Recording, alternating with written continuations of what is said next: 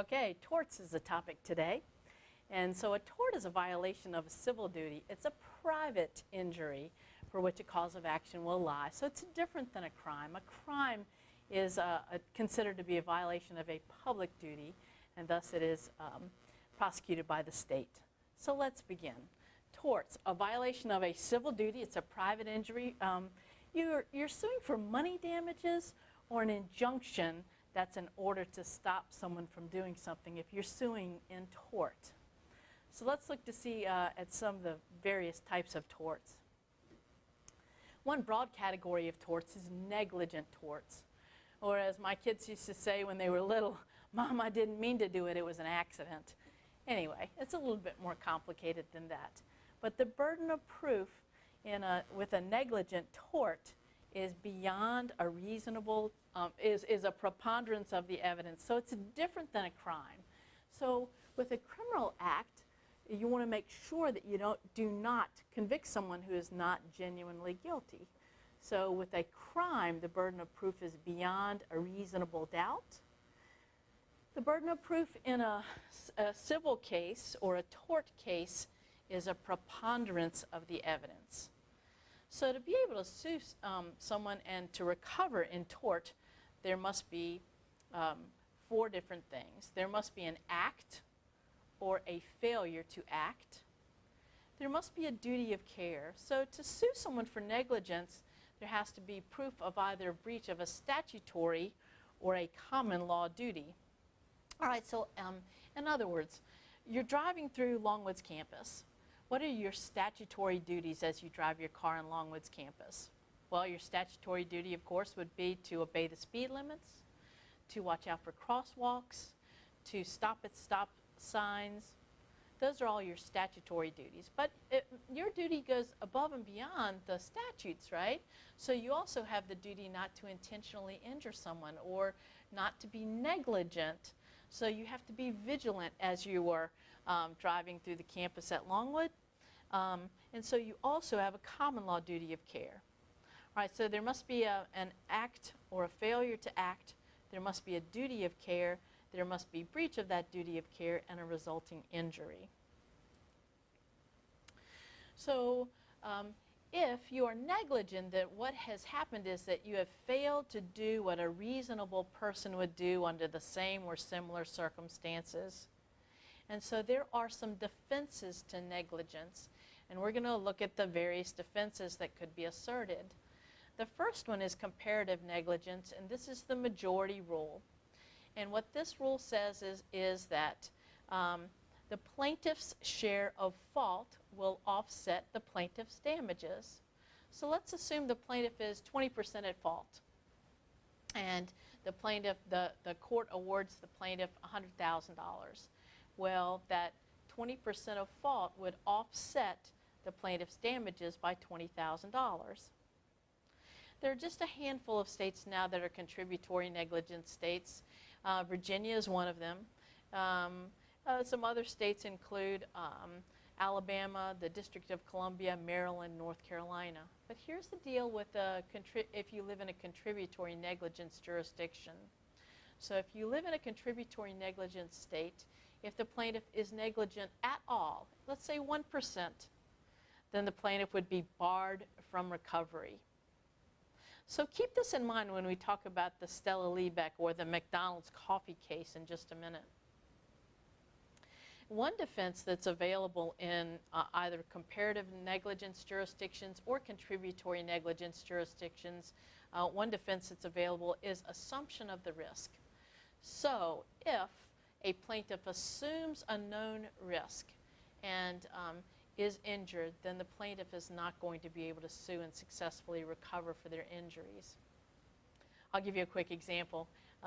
2 young men were driving back from spring break in Florida. This was in the early 1980s. And they were in a VW Bug, very much like this one, without air conditioning. The passenger had his foot out of the window on the passenger side of the car. Both the passenger and the driver were tired. Passenger was asleep. The driver nodded off. He fell asleep. The car rolled over, and the only injury was to the passenger's foot that was out of the window. of course, actually, this happened in a contributory negligence state. So is the plaintiff contributory negligent? The passenger did indeed sue his friend, the driver.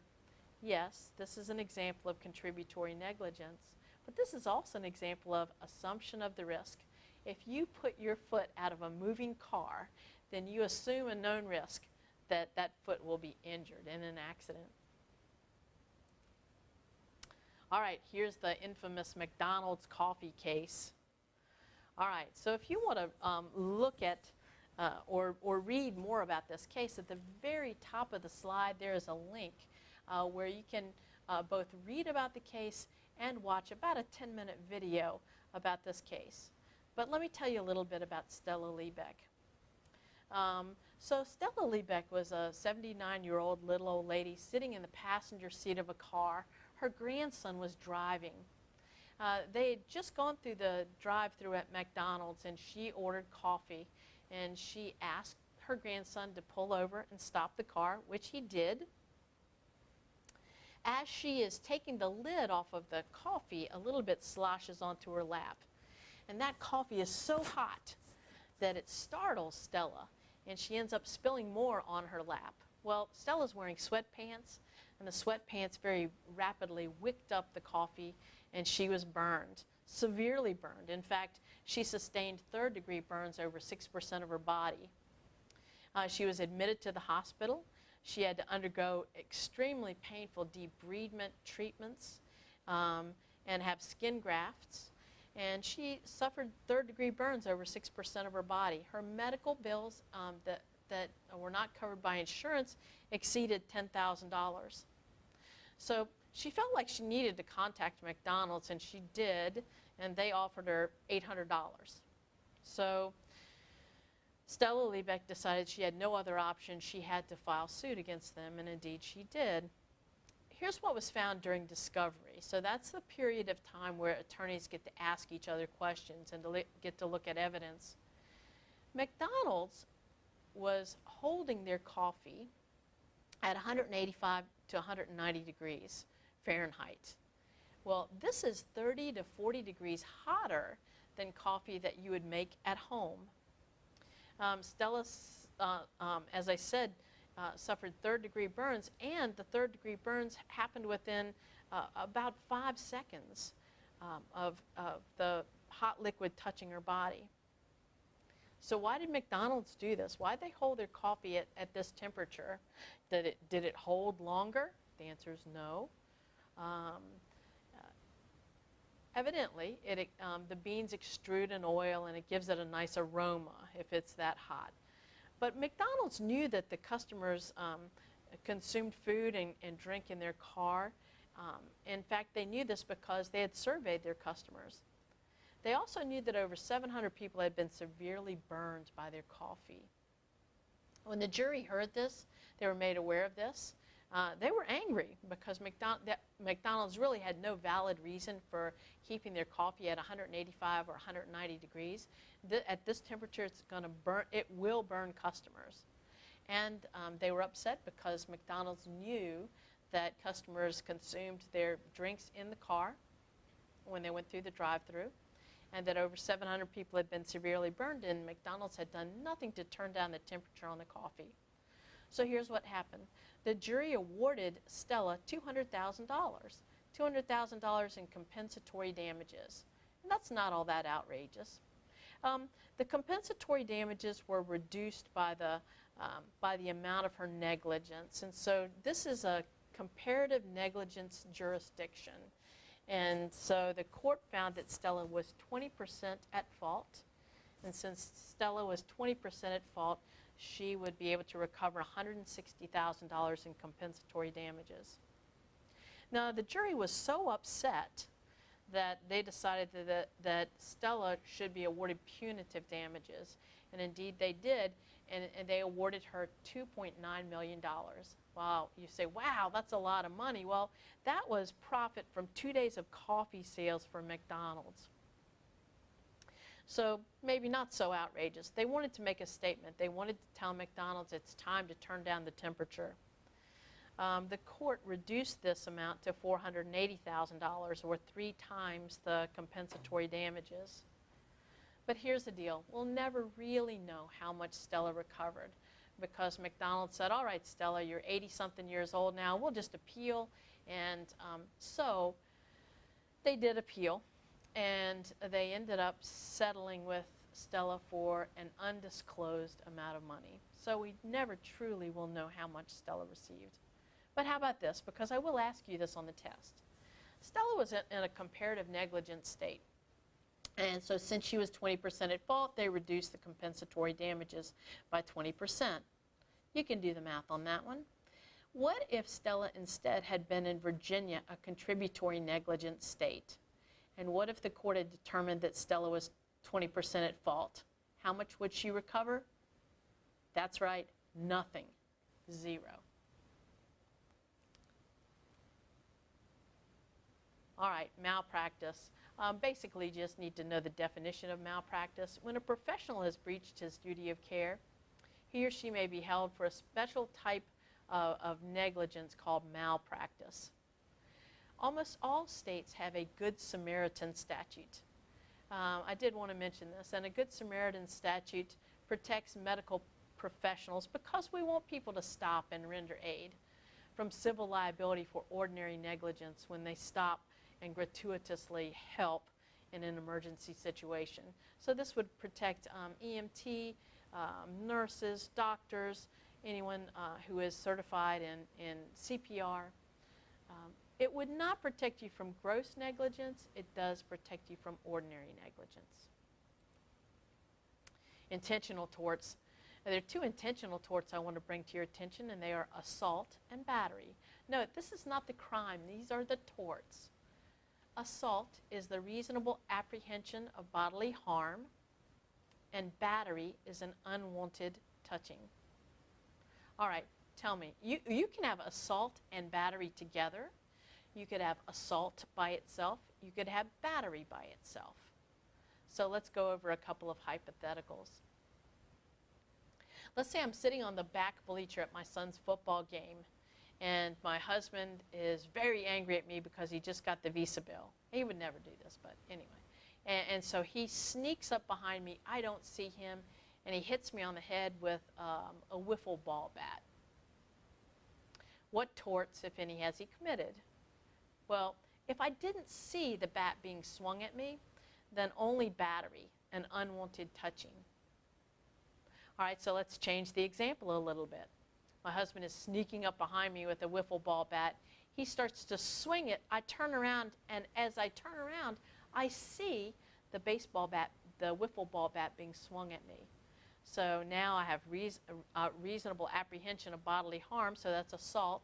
And then boom, when he hits me with the bat, that's battery. So that's assault and battery. I could have assault without battery too. So let's say that he's a terrible aim, and he swings the wiffle ball bat at me, and he misses me, but he comes awfully close to my face, and I feel the breeze from the wiffle ball bat. He's just committed assault, but not battery. I'm oftentimes asked, are parents liable for the torts of their children? The general answer is no, you're not liable unless you know that your child has a dangerous propensity and you don't do anything to get them help. So let's look at Garrett versus Daly. Young Mr. Daly is only 5.5 years old, and he's quite mischievous. And just as his elderly aunt was getting ready to sit in a lawn chair, much like the one on this slide, he pulled it out from under her because he wanted to see her fall on the ground, which she did, and she suffered some pretty severe injuries. She sued young Mr. Daly for battery. Is he liable for her injuries? And he's only 5.5 years old. The court in this case said yes. If he knew with substantial certainty that she would fall, which he did, that's why he pulled the chair out in the first place, then he is liable. So at some point in the future, after she gets her judgment, and the judgment could include judgment at the judgment rate, the judgment interest rate, at some point she could be able to recover from young Mr. Daly. intentional infliction of emotional distress is another intentional tort. And if you're suing someone for intentional infliction of emotional distress, the conduct must be heinous and beyond the standards of civilized decency, utterly intolerable in a civilized society. Roach versus Stern, you can imagine this one. There used to be a YouTube video up that included exactly what Howard Stern did on this show, but it's been taken down. So I've given you 2 links to cases that talk about what he did, and these cases also include a narrative of what he said on the radio. Anyway, here's the CliffsNotes version of the case. It's Roach versus Stern. Deborah Tay, also known as Deborah Roach, was she was a frequent guest on Howard Stern's show. And like most guests, she was pretty outrageous. She had her own cable television show. She was a stripper, and at the age of 28, she died of a drug overdose. She was cremated, and her ashes were given to her sister, and one of her friends, Mr. Hayden, had part of her ashes. Well, Howard Stern thought that wouldn't it be nice to get Deborah Roach, aka Deborah Tay, back on the show for one last visit. So he invited Mr. Hayden to come on the show with Deborah Roach's remains in a can. So the cremated remains. And so Howard Stern then started joking around and playing with the remains and bouncing pieces of bone off of the tabletop and just being vulgar. It was totally outrageous. His conduct, you have to trust me on this one, was totally outrageous. And so he was sued by Deborah Tay, aka Deborah Roach's family. And is this conduct worthy of a case for intentional infliction of emotional distress? And the answer is yes, of course. False imprisonment is another tort, an intentional tort. It's the intentional detaining of a person without their consent. So this oftentimes happens when someone is arrested for shoplifting. Most states, including Virginia, have a shopkeeper, also known as a merchant's privilege, to stop someone and have a reasonable investigation. Reasonable must mean reasonable in terms of both time and scope. So let's look at 2 cases, 2 very different cases. The first one was Goodman versus Walmart. Ms. Goodman went in Walmart. It was Christmas Eve. She's in the Walmart in Opelika, Alabama. And Christmas Eve, she's with her 2 kids. She's bought a telephone for a gift, and she's not sure that that's what the phone that she wants to give someone. So she had a sticker put on it by the greeter as she walked in the door, and she took the phone to the service desk and left it there. When she went to the back to see if there was another phone that she liked better, she made a couple of other purchases also. She went back and picked up the phone, and on her way out of the store, she is accused of shoplifting. She denies that she shoplifted anything. She's not allowed to show her receipt. The police are called. She's arrested. She stays there for hours. She is acquitted of shoplifting, and then Ms. Goodman sues Walmart for false imprisonment. That is an unprivileged detaining of her without her consent. And so is this false imprisonment? And the answer is absolutely yes. And on appeal, she originally had been awarded $600,000 for mental anguish, and on appeal this was reduced to $200,000, but she was also awarded $1 million in punitive damages. I wanted to point out this, that false imprisonment doesn't mean falsely putting someone in jail. You can falsely imprison someone or stop them in your store or in your home or any place else. It doesn't require that you put them in jail. Johnson versus Kmart. Let me tell you the CliffsNotes version of this one and see if you think this is false imprisonment. Ms. Johnson went into Kmart. It was about 7 o'clock. It was about 7 o'clock at night, and she had purchased, 2 weeks earlier, she'd purchased a car seat, and the car seat had a big old tag hanging off of it from Kmart. She never took the tag off. Her child was sitting in the car seat. She went into the back of the store to buy diapers and motor oil. She came back up to the front of the store, and as she's leaving, she's questioned about the car seat. She explained that she purchased the car seat 2 weeks earlier. She lifted up her child, and it was obvious from the condition of the seat, because it was dirty, it had milk and hair or whatever on it, and so cookie crumbs, and it was obvious that it was hers. And she said the manager gave her a real dirty look, and she left the store. Now, Ms. Johnson sued Kmart for false imprisonment. I will tell you, she was only in the store beginning to end 20 minutes. Is this false imprisonment? And the answer, of course, is no. Defamation is another intentional tort. It's false, untrue statements that harm someone's reputation. So slander, oral statements that harm someone's reputation. Libel include written statements that harm someone's reputation. My note to you is this, that every repetition of a false statement that harms someone's reputation is true. So learning about defamation cured me of gossiping. And also, if what you've said is true, or what you've written is true, that's an absolute defense. So truth is an absolute defense. And then I also believe that you should give honest references and recommendations.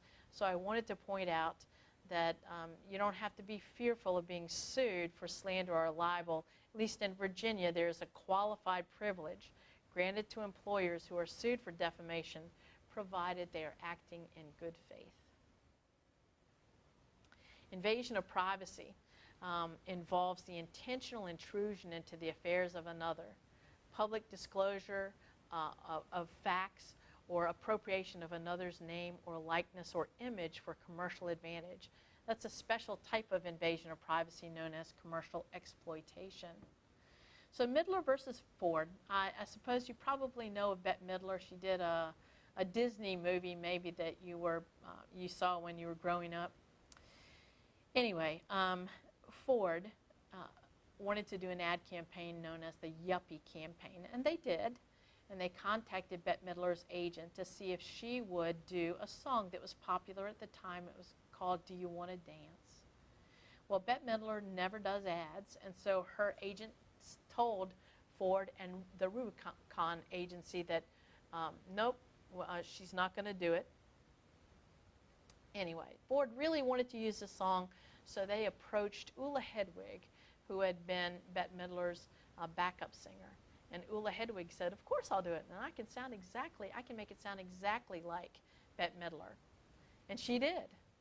And so this is the ad without Bette Midler. I'll show it to you very quickly. At least I think I will.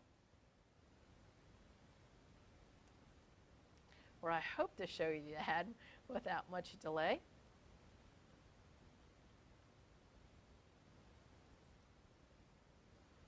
All right, it's loading.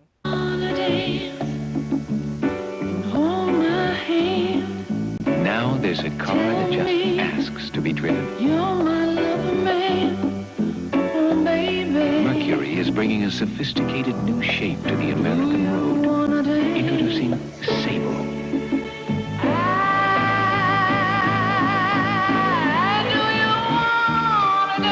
Mercury. All right, so you're going to have to take my word for it that this sounded exactly like Bette Midler.